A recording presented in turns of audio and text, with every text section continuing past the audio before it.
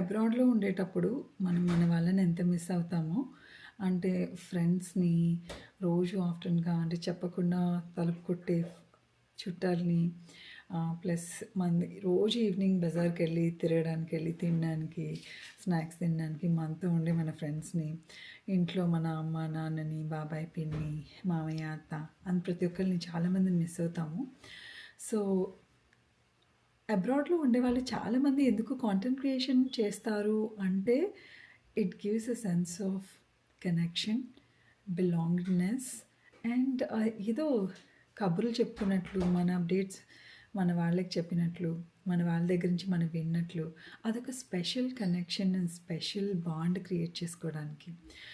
బేసిక్‌గా చెప్పాలంటే అబ్రాడ్‌లో ఉండి, అమెరికాలో కానీ బయట ఉన్న వాళ్ళకి ఇదేదో ఒక ఆహ్, సోర్స్ ఆఫ్ ఇన్‌కమ్‌గా దాని గురించి స్టార్ట్ చేస్తారు అందరూ అని నేను అస్సలు అనుకోను.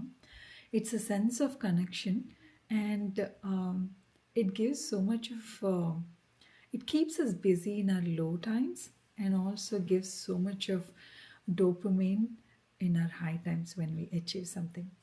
I hope you all can connect to it. అంతే అందరూ కనెక్ట్ చేస్తారనుకుంటున్నాను.